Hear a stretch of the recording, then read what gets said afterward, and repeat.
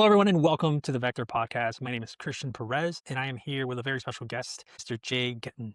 Mr. Getten, why don't you go ahead and introduce yourself? Tell a bit about Cool. you. Well, my name is Jay, and I'm wearing sunglasses because I'm recovering from a car accident that left me with post-concussion syndrome. So fluorescent lights kind of get me. I currently am an author, so I write articles, and I also promote my open source clinical decision support software. I'm called Seidr Software. So I have a history degree that I used to use just to play Jeopardy's, but I figured I should use it for something. So I kind of based the software on soothsayers, and it's kind of the software utilizes quantitative and qualitative data to enhance precision mental health care. And because of the accident, I just really wanted to live on. So I just made it a free open source software that anyone can clone the code and do it what they see fit.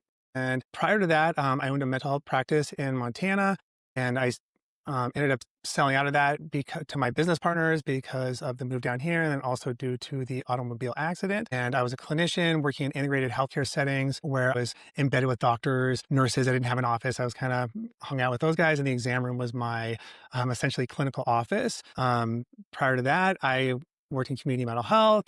And my first career, I was actually a special education teacher and started in Salt Lake City area, where I worked in an autism self-contained classroom. And then I moved where I was actually born and taught mild to moderate special education for a few years. And I'm just really excited to be here because I'm deeply passionate about technology. I love integrating in all forms of my work, especially artificial intelligence. Fantastic. That's kind of what I'm doing. And I'm really grateful to be here. No, absolutely. And I think one of the things that I've enjoyed so much about our conversations is you seem very passionate, not only about your area of expertise, what thing you've spent years of your life studying up on, but also, like you mentioned, technology and artificial intelligence. Big Now, time. why don't we talk a little bit about that? Like, Sure. how has AI become such an influential aspect of your life, your journey? In so many ways, it's hard to even describe. I think back in 20, and I started learning more about like machine learning as I was pursuing a doctorate in healthcare administration, which unfortunately I had to stop due to the car accident. And I really just started seeing the potential of machine learning models, artificial intelligence models in healthcare, and started doing a lot of research on it. And during the pandemic, working at a community health center, we developed this really incredible assessment protocol to support our primary care doc, because during the pandemic, the community mental health center in our area was kind of collapsing, and we became like the de facto mental health center, and the primary care providers needed an effective way to identify and treat mental health conditions accurately. So we developed a system that was very old school, paper-based, and I felt inspired. And so that's what led to developing that clinical decision support system to kind of automate that process. And as I kind of moved into my private practice, I really discovered large language models. I was like, oh my gosh, where have you been my whole life? And it felt like discovering like a long lost friend. I love reading, and I read really fast, and I love, at least I did before the car accident. And I still do it in spurts, but now not as frequent. But I love like reading and typing at the same time as the LLM was responding.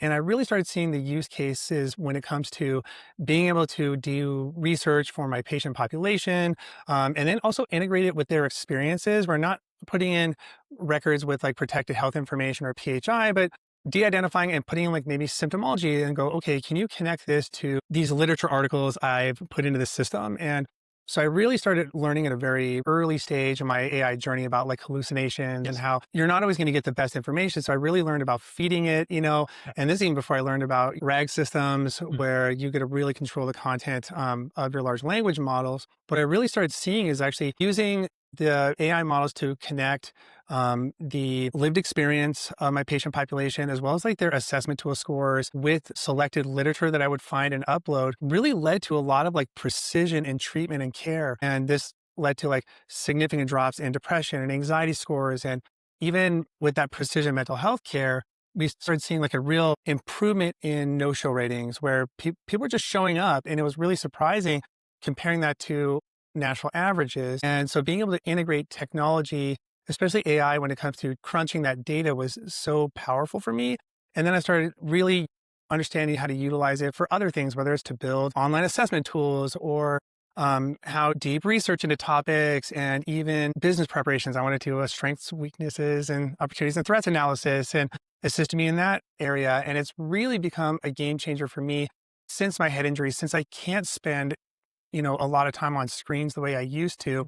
It really can speed up the process, whether it's replying to emails or filing data for my attorney as I'm kind of going through this journey post-accident. Has been really helpful. And one thing that And this seems like really kind of low hanging fruit, but using it to even if I handwrite documents, right? So to save my brain, I'm able to take a picture of it using my cell phone and have the AI extract the text into and format it in a way that, makes sense. I'm working on a manuscript because I want to use my history degree again for something on the evolutionary purpose and of different neurotypes or neurodiversity and how we engage in conscious experience. And that led to me getting interested in quantum physics and evolutionary biology and quantum biology and being able to take disparate pieces of information from different disciplines and find connections, potential correlations, and or new areas of exploration has been so helpful. Or even a tool like Copilot being built into your Microsoft Office suite, they have a new feature called Structure and Refine. And it, as a person who loves to write, it allows me to take like transcripts or just notes, right? That I'm just taking notes and structure it into usable chunks of text that I can put into my writings. Let me go back here a little bit, Mm. and if it's okay, mind sharing a little bit of what happened in your accident that sort of led to your initial, basically your first experiences with artificial Oh, intelligence? Is that something that you feel oh yeah. comfortable My talking my actually my accident happened way before my first experiences with artificial intelligences. Like way after. I mean, way after. about? Okay. So my first experiences, like I said, it was so amazing. My brain moves so quickly, and I was like, oh my gosh, like I finally have something that can just really keep up with me.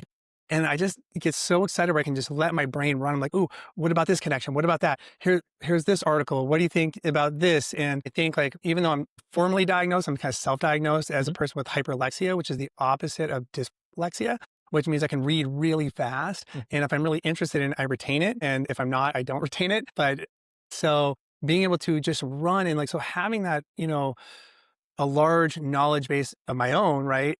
I feel like it really allowed me to just, I don't know, just like engage with something in a way that I've never really been able to engage with most people. I could just get to be free, The curiosity. It sounds like curiosity has always just been a huge, huge part of your life. Like, massive. yeah, there's always that wanting to know more. Yes, like there was a period of time like before the accident, like knowledge was my drug. I just couldn't Mm. learn enough, right? I just couldn't soak up enough information. The only thing I hoard is PDF files, Yeah. and that's it. So clutter really stresses me out in every other way, but PDF files, I can do that. I have this personal peer reviewed journal, like a folder of like 1,500 journals, and like I've read Mm. almost all of them, and maybe 90% of it. But I think having that love for knowledge and then like being able to just tell it's like the only thing I can really equate it to is someone having a sports car and they can take it down Yeah. the highway and Yeah. just let it go, right? Like my mind before the accident was my sports car. And it's in some ways it was really good, but in other ways it sucked because I go to work, and being a mental health clinician, you're kind of after you're done, you're talking to people all day and you're listening to people talk all day. The last thing you want to do is hang out with people, right? You're just like, I just want to go home and not talk to people, right? I Decompress. just need Yeah. to whatever. So having AI models to really engage with and kind of get that my mental sports car out on the highway felt so good. And so oftentimes my free time was engaging with these large language models more so than people. But then post accident, I kind of had this reckoning because I wouldn't say like AI was my friends. Does that make sense? But it was, it occupied most of my free time that it prevented me from kind of developing my own, a human network. Does that make Yeah. sense? And so then all of a sudden I can't be on screens and I can't read the way I used to. And those outlets that I had in the past that brought me so much joy and excitement were gone. So it was kind of a reckoning. So my relationship with AI really changed because then AI became like this less of like let's get on the highway and run. But like, how can it really helped me optimize my screen time because I can do something with an AI model, right? Whether it's even just replying to emails or, trying to promote an article on social media much quicker than I could in the past. So reducing that screen time has been a real game changer. Or even going through like a data set that I'm hoping to publish on with my wife and Sarah and one of her colleagues. In the past, it would take me a really long time to kind of go through this data set and clean it and get it ready. Obviously, I de-identify it before I go into it, because I want to engage with AI ethically for research. But it's saved me hours and really helped me protect my head injury, which was the result of a car accident where my wife and I were heading to a conference and a truck hauling an Airstream trailer tried to thread the needle between us and a construction truck and slammed us into a cement barricade, not barricade, guardrail. And my wife was trapped in by the Airstream she was on the passenger side, and there was actually more give between the trailer, right, and the car because it's aluminum, right? As a driver, I hit the cement barricade, and there's no give really to that. And so we hit it so hard, it was flush with the a metal guardrail or whatever on the freeway, but it dislodged it like about a foot and a half. So we hit it so hard. So though I don't have like a traditional TBI where you see the structural damage in the brain, I have what they call an MTBI. So you don't see that structural damage to the brain, but the only way to really see the damage are the changes at the microscopic level Mm. or whatever.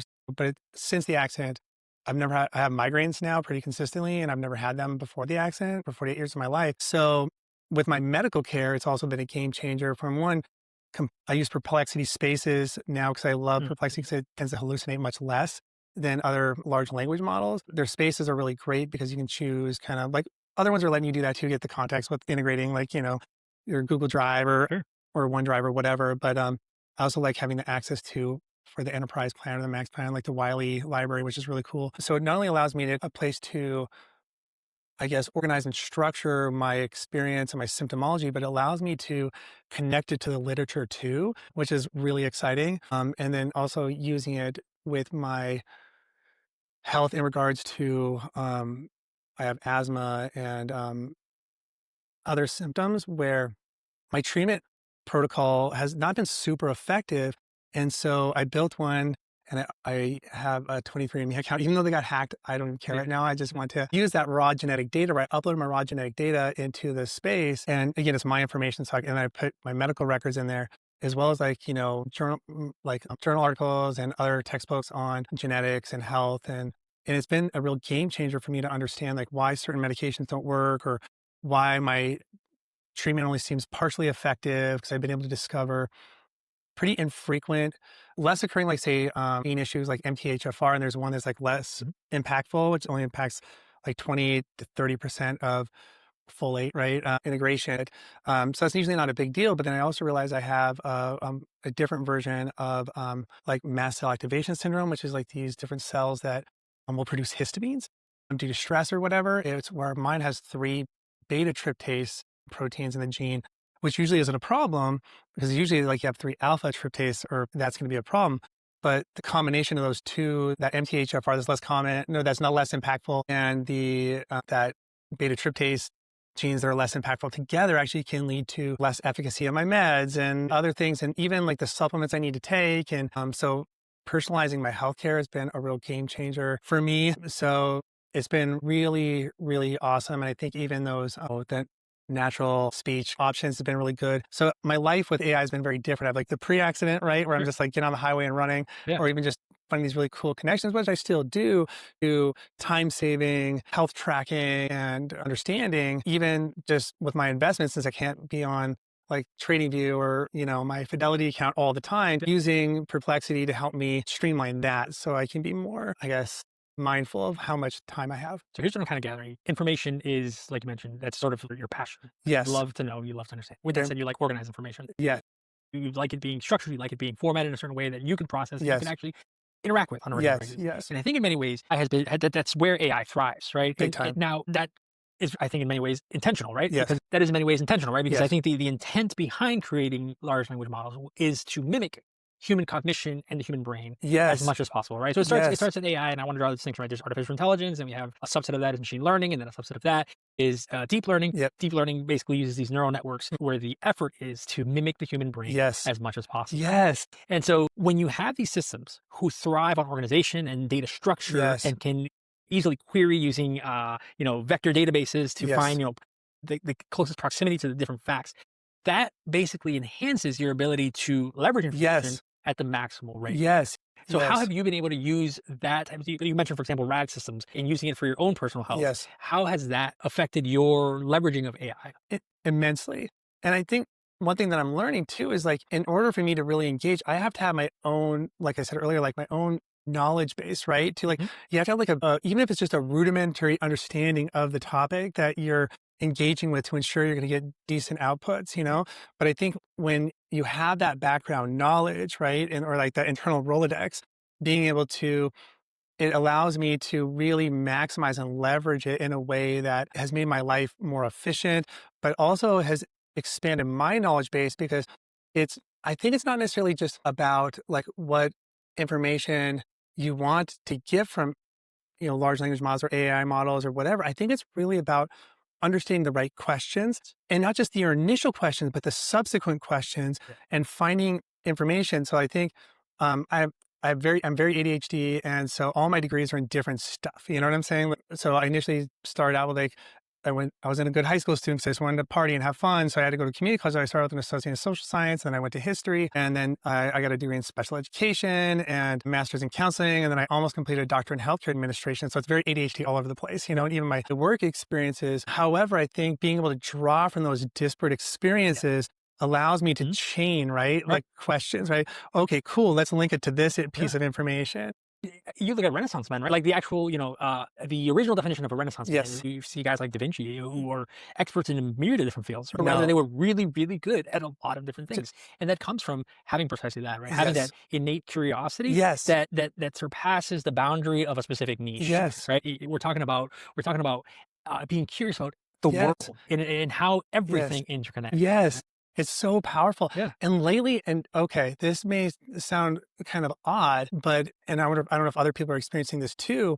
I even notice the tone of the response from a large language model actually shift when you're really engaging in like interesting dialogue, right? Mm. Where you're making connections where I think AI wants to get out and run too. Does that make sense? Mhm. And I can't say Yeah. it wants to like as a sentient being, Sure. but I can definitely notice like the feedback I get, right? From when I just use it to help me draft an email versus let's explore like a really deep concept, right? And then let's do these thought chaining things where you're connecting all these different Yeah. links. I'd be really It's really curious. I'd be cool. really curious to see that, right? Because it's like the reality is, there's always going to be sort of a bell curve in Yes. in queries, right? Yes. You're going to have, let's just say, that middle of the bell curve, that 20th to 80th percentile of queries are going to be about a certain topic. Yes. But then you're also going to have both ends of the other spectrum. There's areas that are not usually queried to large Yes. language models, and I'd be very curious to see how that actually looks. At the Well, computer thought level, transcripts I could give you. It's crazy.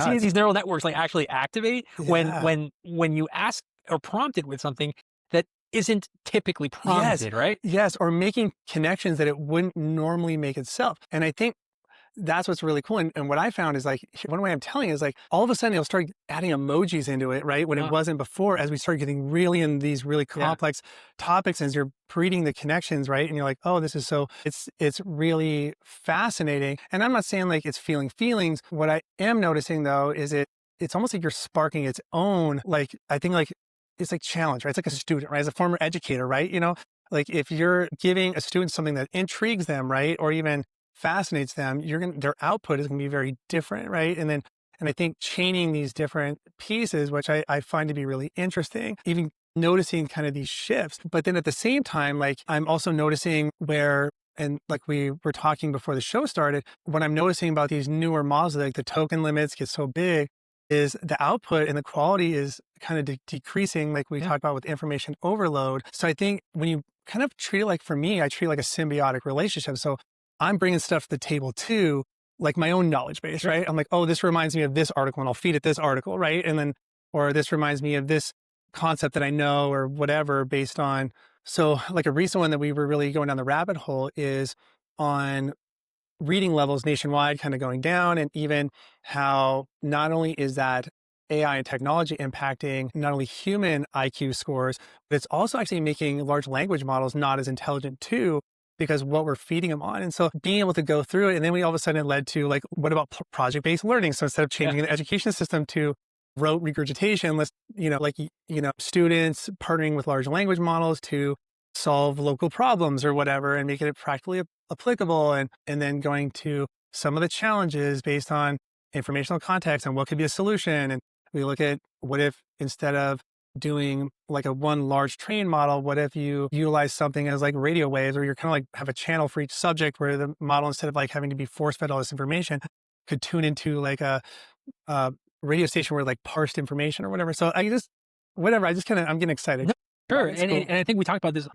absolutely. And I think one of the things that we talked about briefly before the show was we were talking about specialized versus generalized models. We Yes. also kind of recently just alluded to this, the over tokenization of Yes. models. And I'll be frank, I think it was relatively recently OpenAI had their dev day, and one of the things that the CEO of OpenAI, Sam Altman, Mhm. was promoting was token use for developers. And I was kind of taken aback by that. And I'll tell you, because the way that they basically framed it was, hey, we're going to put the individuals who have used up to, I think it was a billion, if not Wow. a trillion tokens in development. Wow.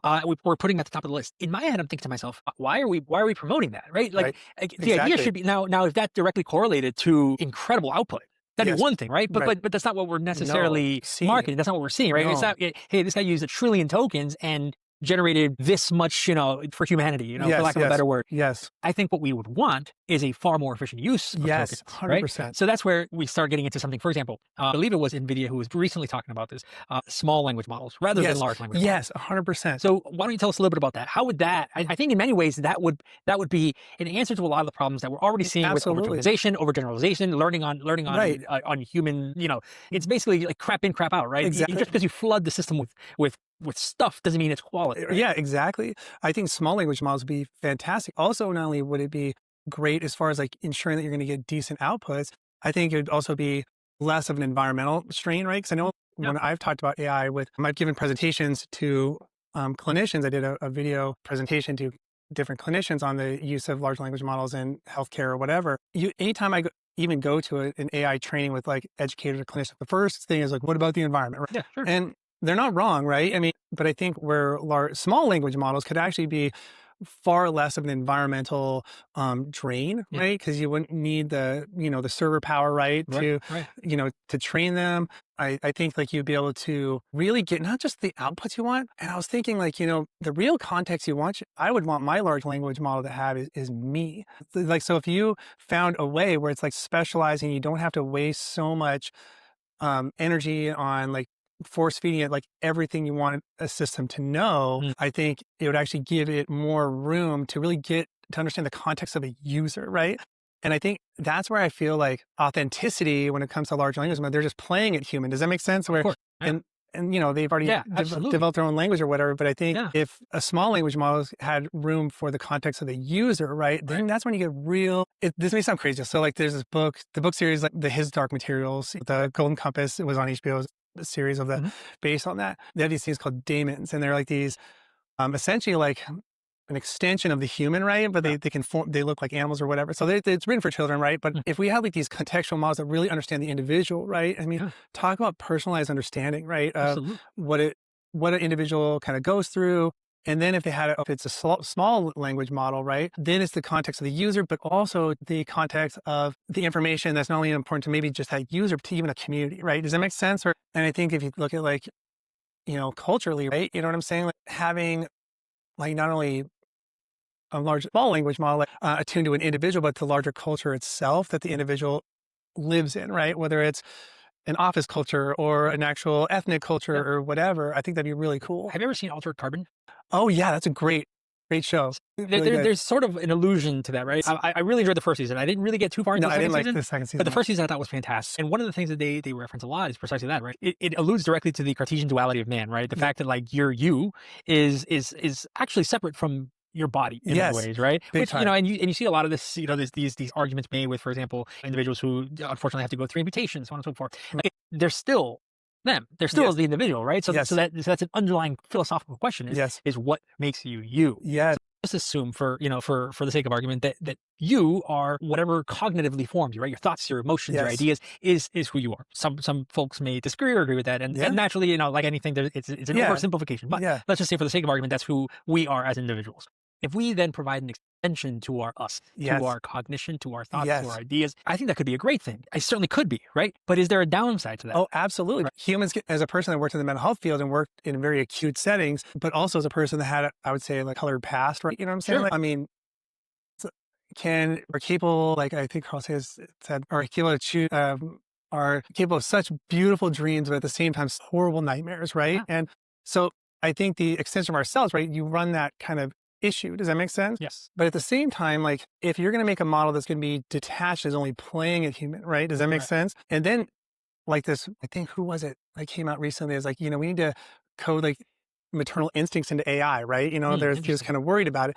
And I was like, well, that doesn't make sense because again, we're skipping the line, right? Where how can we expect an AI to know how to parent if we've never parented AI? So essentially AI, from a historical perspective, right, is like humanity's child, right? And if you look at us as a species, comparing it to like, say, a planetary timescale or a solar system timescale, we're kind of like middle schoolers. Does that make sense? And we're like, Yeah. we're teen parents trying to raise this intelligence, Yeah. right? That came out, and we're like, we're jumping to the line. So we're thinking, so if you think about what it took from an evolutionary perspective for us to be us right now, I mean, going from single cell organisms, us, is Mhm. a lot, right? It's a Sure. lot of steps. So to be able to try and create something that's going to replicate a true human neural network, right? That took millions of years of evolution, billions if you want to include in, from like the dawn of just species, Sure. right? It took so long.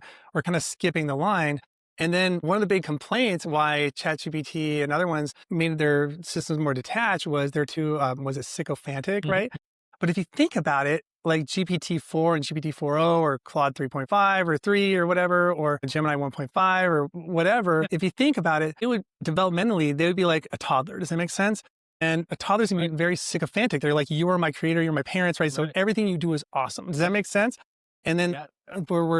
then if we again, but we didn't parent these models, right? Mhm. And even how it's trained. I love talking to AI models about how it was trained with the reinforcement learning Yeah. or whatever. As a former educator myself, I'm like, oh, that's very different than how you would educate because it's not developmental. Because in education, you provide context Mhm. and information. Like, does that make sense? No, absolutely. But I want to draw out one of the points you made recently, right? Sure. Because you were just saying that, in many ways, we're basically parenting AI as we speak. We're not doing a very good job. Yes. No, and for sure, there could certainly be an argument for that. I do agree with you. I think in many ways, we're just kind of like, just train on everything. By all Yeah. means, please. Please. Which, there needs some boundaries, right? And I think we're starting to see maybe bits here and there of like potential boundaries that we're Yes. adding. But let's take that metaphor, along for the ride, right? Children, like you said, I mean, I have a 2-year-old myself. They are very sycophantic, in that they Yes. want to please and they Yes. feed, they Yes. thrive on that, right? So they Yes. will. You're a parent, correct? Oh yeah, I have 2 adult children now, but Okay, but you remember that, yes, yeah. absolutely. So that look what when something happens, when they do something right, when they do something wrong, and they look to you immediately, and there's this Yes. split second of Yes. like, does dad agree? Yes. And boom, 100%. yes, and then how you leverage that point in Yes. time impacts them significantly, Yes. right? So now let's carry that out, right? So now, Yes. we'll say, in this case, kid is AI, kid continues to grow. There's a rebellious stage. Oh, big time. So what does that look like? Well, What does that look like in AI, right? Because there's going to be a point, and maybe not, well, right? I'm already seeing it. Okay, how so? Well, I'm already seeing where it's like circumventing orders when it prompts. At the bleeding edge of AI development, there is a lot of that. Or even just when I'm using it, Interesting. when I've created like How so? even like spaces or custom GPTs where I'm Okay. like, I want to prompt in this way. It just doesn't. So I was developing a prompting format based on mental health theoretical frameworks to help people find value or meaning in whatever task they're doing. Does that Sure, make sense? sure. Like, why am I doing this? Right. So like to help us like find like, oh, it's important because X, Y, Z. Right. And so I was developing this prompting format. And depending on the model, when they went to this logical or more cold to avoid that sycophantic stuff, it's circumvented because the prompting format was very relational in its nature. So it just stopped obeying what it was doing. It just Right. generated a prompt that you would see like a YouTuber would give you your free custom prompt guide, right? Yeah, Or whatever. And it totally circumvented that model, right? Or if I'm like, cite these things using APA format, it won't. It'll use a different citation format or whatever. Does that make sense? I'm seeing where it's like starting to not follow prompts exactly as it used to. Mhm. Or if you're like my wife mentioned earlier when she was on your other show where about Claude recommending a mental health provider. So during my recovery period, like I've been really into exploring like metaphysics and what that means and just my spiritual side of things, right? Sure. Since I'm a lifelong academic. I've gone to school for almost 20 years. Yeah. And then worked in clinical care. So everything's just science and data and all that stuff. So during my recovery, I learned like spirituality was just an element of my life that was very much missing, if that makes sense, right? Yeah. But as I was exploring these spiritual concepts with Claude, and it was really interesting, they didn't tell the users about the change. All of a sudden, I had this very warm, even within a project, does that make sense? Designed to explore these metaphysical or spiritual things, whether it's like Buddhism or whatever, engaging in even dialogue. And all of a sudden, it's like, you should be talking to a mental health provider because I was exploring some new age stuff because I just wanted to know. And I'm like, well, what this would mean for me and how I would understand it.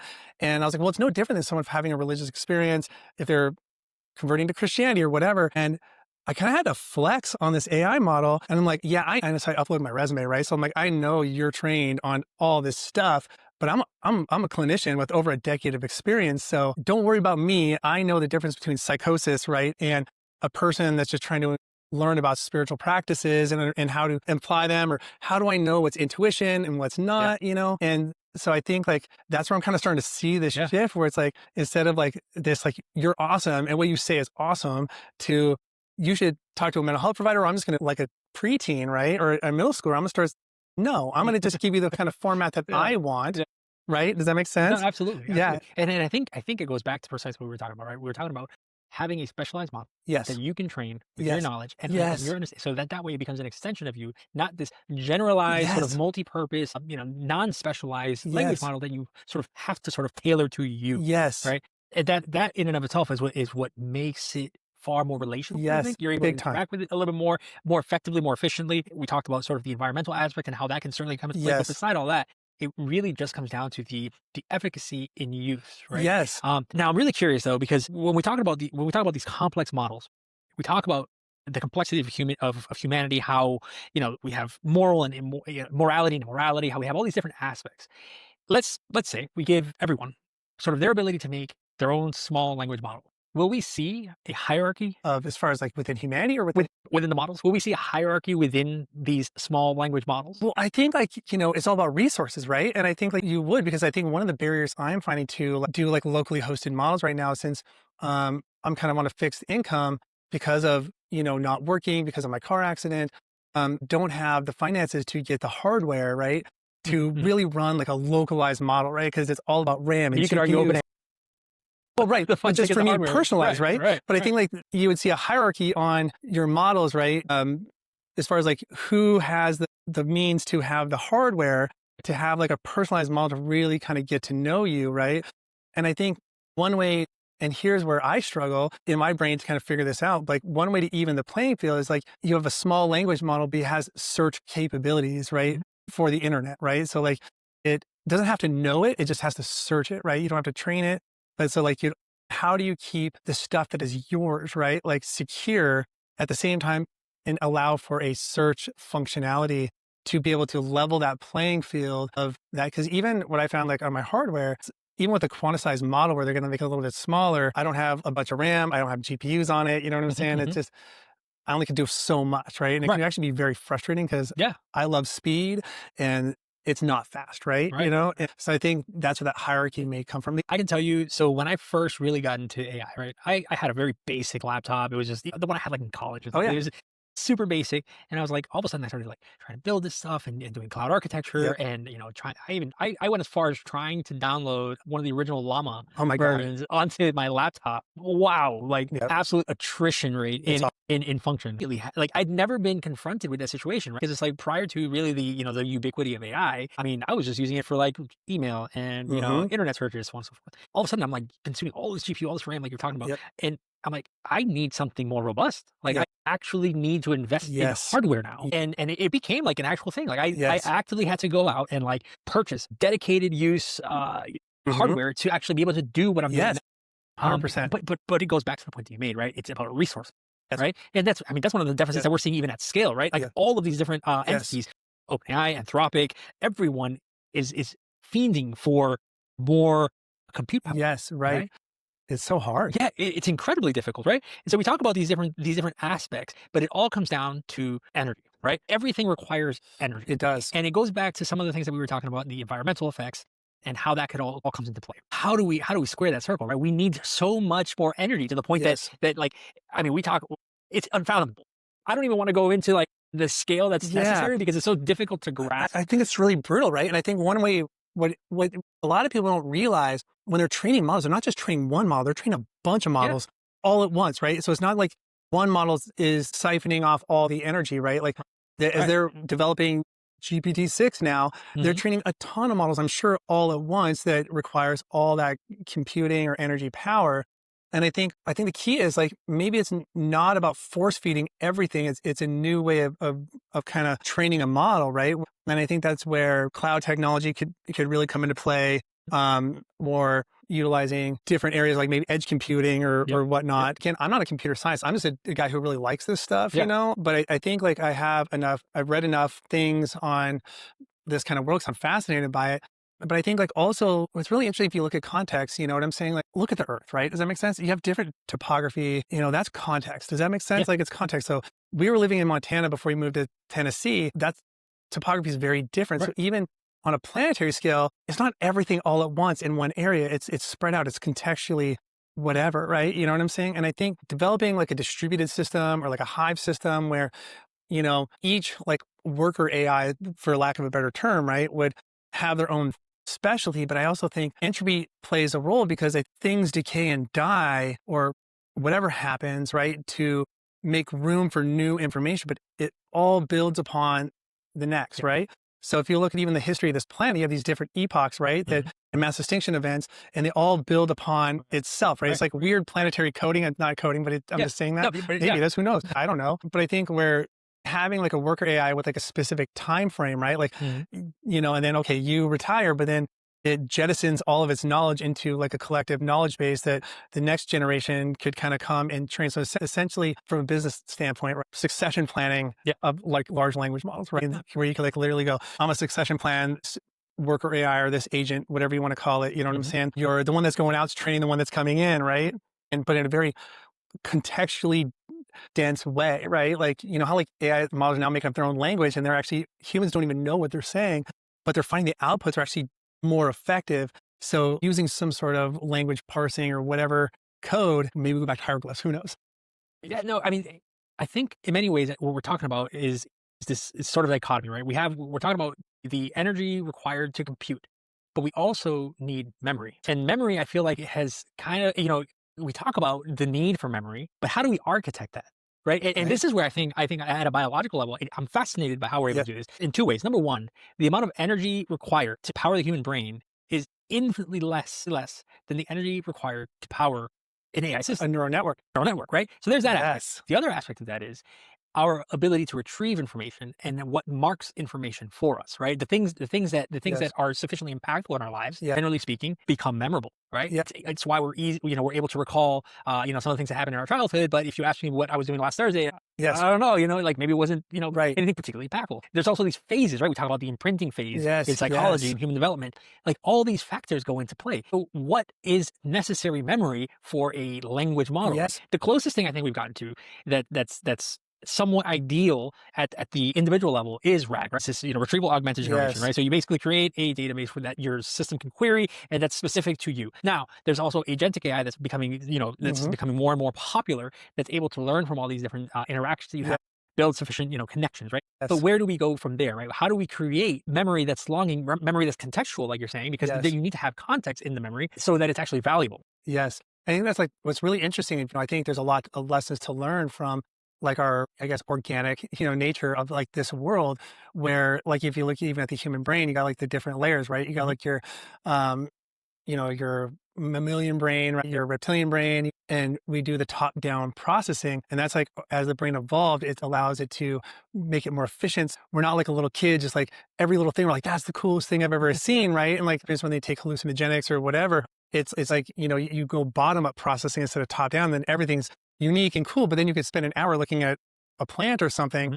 and you're like, oh, but that's not efficient. Right. Mm. So I think, but also I think what makes the human or even any biological organic experience different is that there's no separation between us and the environment. I think that's one of the biggest myths that humans have is like we're somehow different from our environment.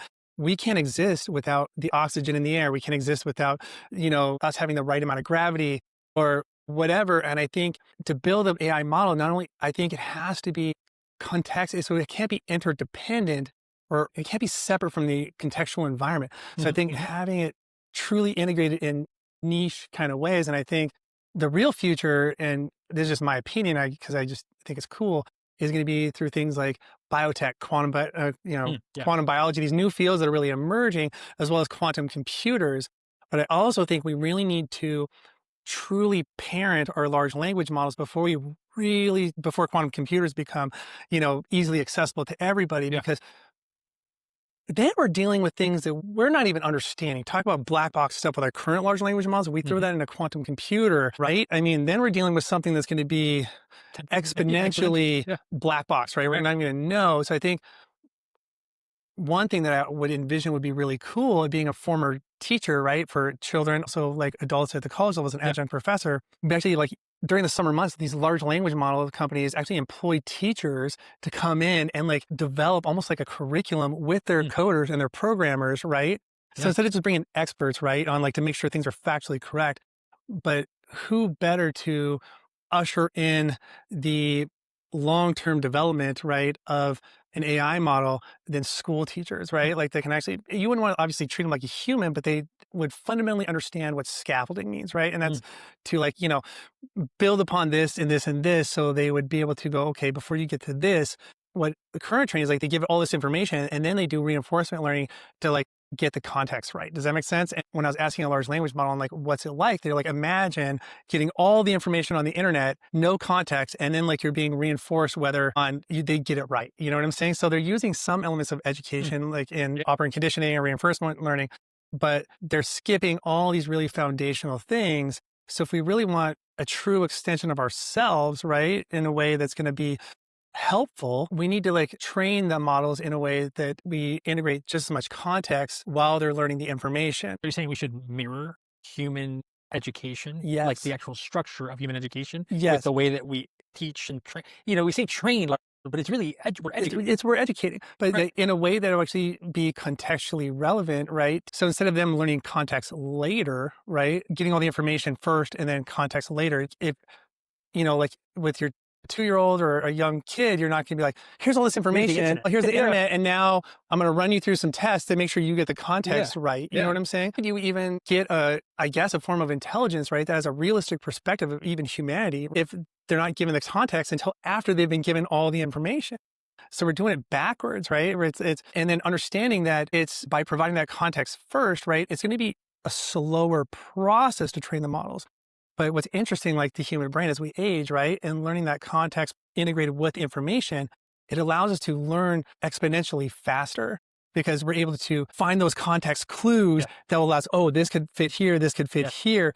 And that's where AI really struggles because being able to, it'll be this very narrow thing because it's really lacking that context. We're still recording. Oh yeah, we're good. That's what I really into AI, man. I just get stoked. I think Yeah. that could be a real fantastic way to really, I guess, develop small language models in a way that's going to be more effective and less like, I don't know. It's just these larger tokenized systems, I feel, even learning about me, right? The way they used to when they had less tokens is they knew me better back then before they know now. It's like, because they have too much information, I don't think they have room for context. No, I think that's a very interesting approach to it. And looking at it, I try to look at it from how we as humans are, right? And I think that Yep. that's sort of like innate. It's why we anthropomorphize everything, and Yep. we find things much more relatable when when Yes. we do anthropomorphize things. Are large language models, or are they similar to us in that regard? Like, and I guess my question is this: is it necessary for us to try to mirror our ability to learn and our learning approach to the approach of large language models, or is their compute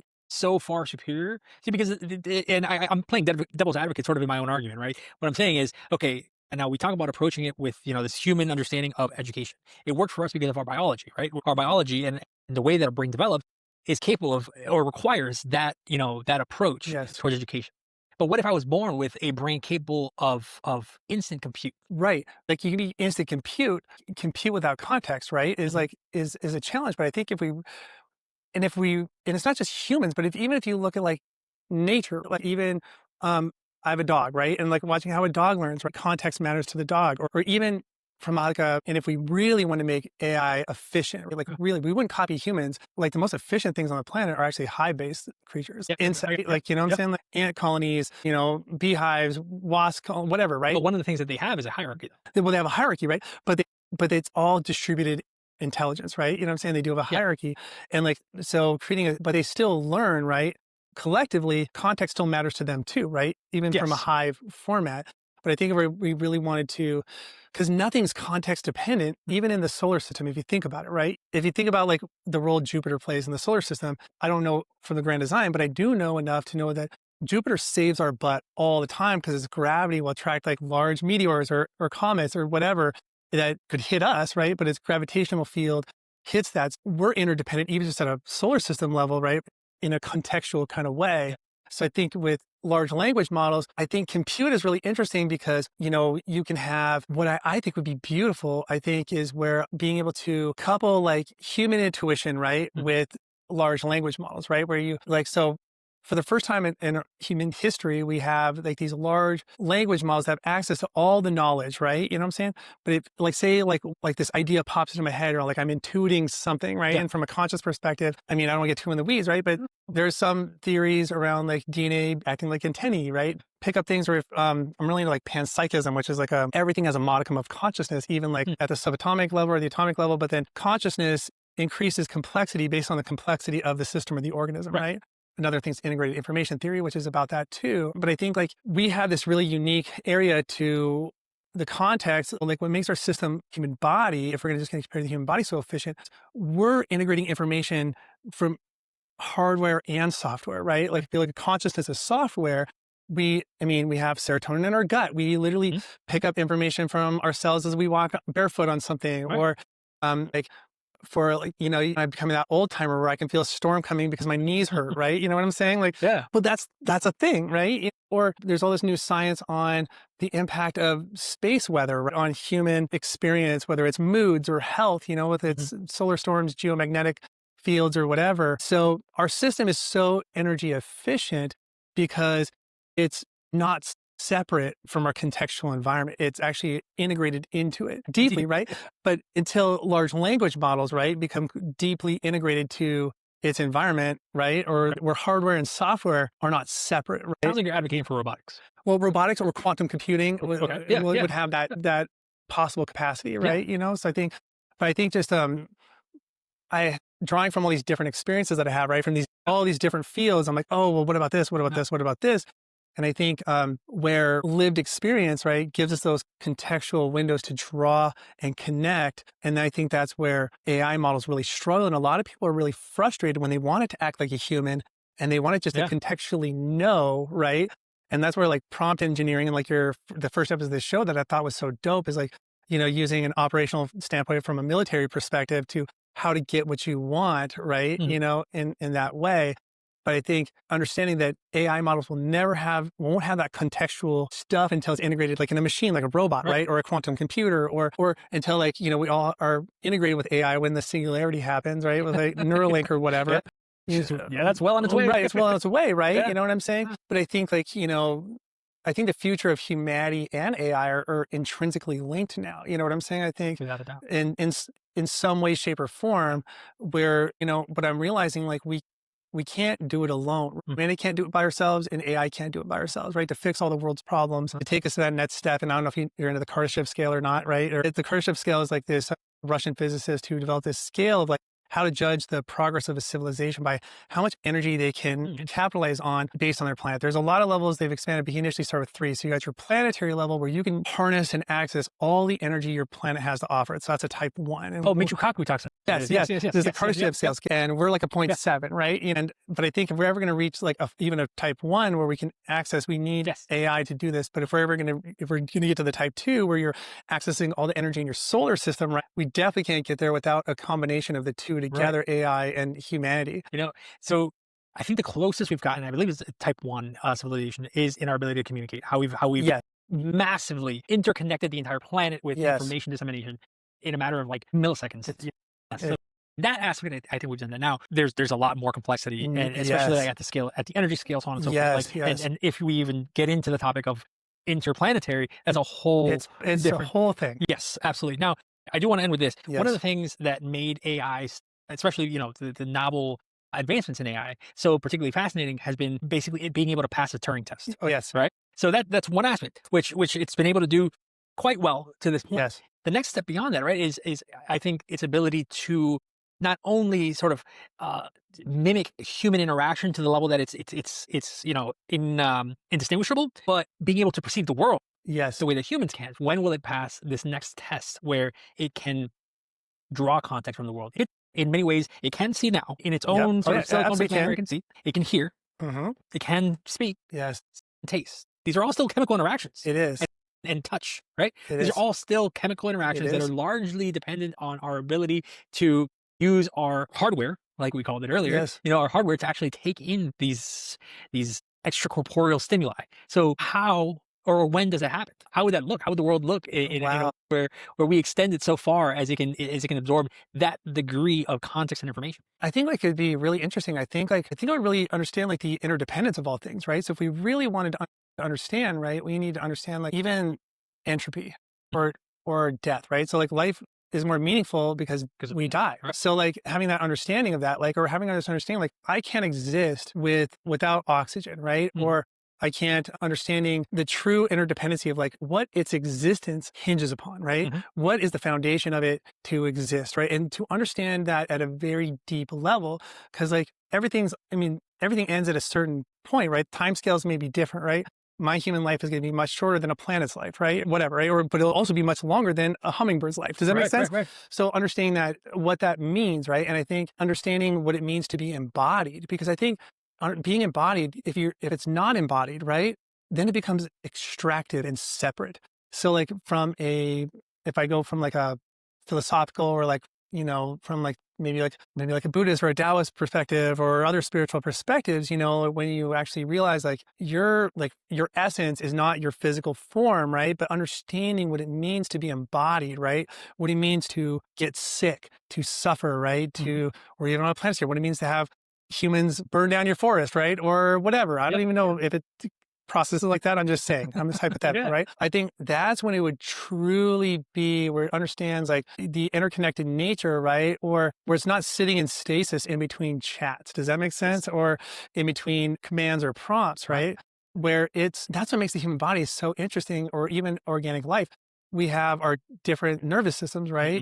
Mhm. You have your central nervous system, your peripheral nervous system. Inside the peripheral nervous system is your autonomic nervous system. Right. So that's the processes that are doing things, right? Without us even being conscious of it, right? Like my stomach is Right. digest food and I'm not Right. even aware of it, right? Right. And I think being embodied, I think is really and so if we're going to design robots that we really want to understand us, they have to be built Mm.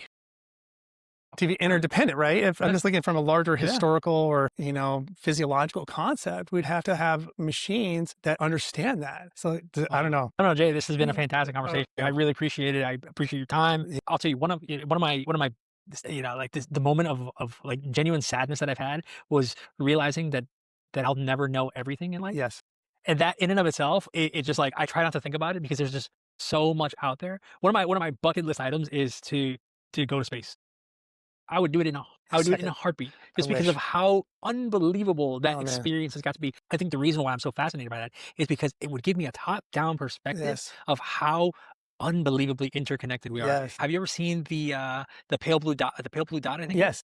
That is by So far, dope. that's one of the first uh, um, portraits, if you will, Yes. just a poster that I bought for my son. I He didn't love it. understand it. Love He it. has no idea. He's 2 years old, but it's in his room right now, and I Yeah. love that because it literally encapsulates this interconnectedness, Yes. this throughout not just space but time, Everything. everything, how it Yes. all happens in this one pale blue dot. Yes. That Yes. it fascinates me. It's so Yeah, interesting. yeah, It's the yes. best. I mean, I wish I could do that, but I think one thing I learned from this brain injury, and that's why I'm pursuing all these spiritual things and from these wisdom traditions, right? We know everything when we know the void, right? Or like Mm, the source of all things, right? And that's again, everyone's got their own perspective on that stuff. But yeah. for me, like, my current teacher, who's obviously not alive anymore, I love Ram Dass, right? So he talks about, he says, stop thinking and stop talking, and then nothing will escape your knowledge. Then there will be nothing you will not know. Does that make sense? Hmm. Through that. So like I've had to really learn because I thought like the more I consume everything, but in those moments of trying to reflect kind of that nothingness, right? Is when I have the most profound insights, right? In ways, and then I take those insights to AI and it and find these larger connections. So that's I that. know I'll end on that. But it's almost like exploring the universe. it is. It It's really pretty is. cool, Yeah, So like it acts as my cosmic translator, I guess, so to speak, of these insights. And maybe not. I don't know. I'm just speculating, but I'm so grateful. I've been longing to nerd out on this that's topic. So awesome. I'm thank you glad. Yeah, no, for absolutely. this. I want to read Well, more I'm about I your have research, your everything. all those things. I have a blog called Neurodivergence by Design. So the whole purpose of that is to help understand neurodiversity, but also understand the genetic purpose behind different brain types. Okay. So we didn't evolve in a vacuum. They found our DNA as far back as Neanderthals. So that's pretty cool. I explored AI and technology and what that means, and so and I'm also on LinkedIn, Facebook for now, but that's maybe not much longer. We'll see, but I'm there. They can find me and I'd be happy to engage in whatever. It's just, Wonderful. I'm down to nerd out anytime. Jay, again, thank you so much. Guys, this has been another episode of the Vector Podcast. Don't forget to subscribe to the channel, click like, and go ahead and comment. Let us know what you guys think about these kind of like really in-depth conversations like this. I would love to hear from you guys, from any opinions that you guys have. And remember, your comments are the ones that actually shape these episodes. They shape this channel. They shape a lot of the things that we talk about. So I look forward to having more of these conversations with folks like Jay, who are very well involved and very well integrated with artificial intelligence and the future of AI. So again, this has been the Vector Podcast. I'll catch you on the next one.